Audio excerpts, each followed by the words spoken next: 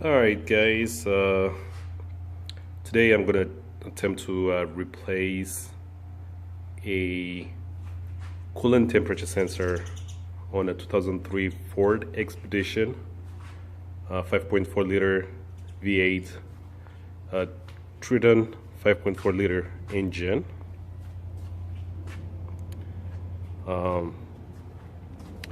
So what it looks like is I had a leak, coolant leak, and it looks like it messed up the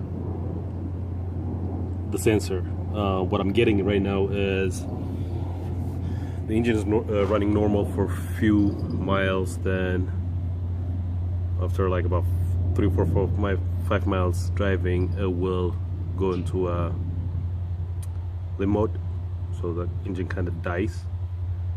But the engine is not overheating. I'm getting an overheating on my gauge, so I'm gonna go ahead and replace the new sensor, which is right here.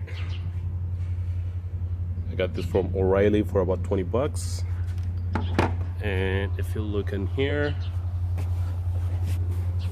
this right here is what I'm trying to replace. I've already unplugged it.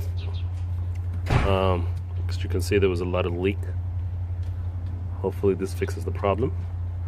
Now, the most challenging part was accessing that sensor, and the only way I can think of was to remove the radiator, the alternator from the housing. It's right here, like about 4 screws.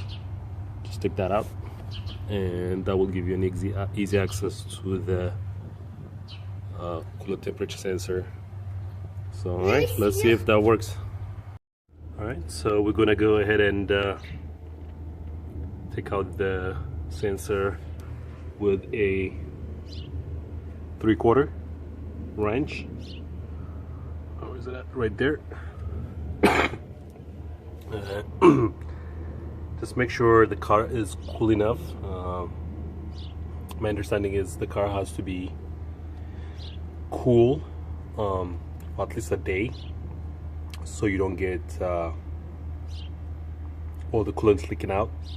So make sure the car is cool enough to do this. So let's go ahead and give that a shot.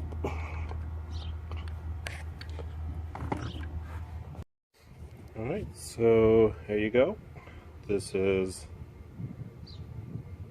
the old part. Looks pretty good. I don't see anything wrong with it, but I do notice there's a lot of coolants in there, and also noticed on the connection there was a lot of coolants in there. So I believe that is the problem, and since I'm in here, I'm just going to go ahead and replace the part and also clean the connection cable with just a regular electronic cleaner. So hopefully this works. Alright folks, just replaced the alternator, put everything back, started the car. So far everything seems working. Check the engine. It's actually, engine light is gone. I don't know if you can see that, but the engine light is gone. And it looks like it's not overheating. Looks pretty good.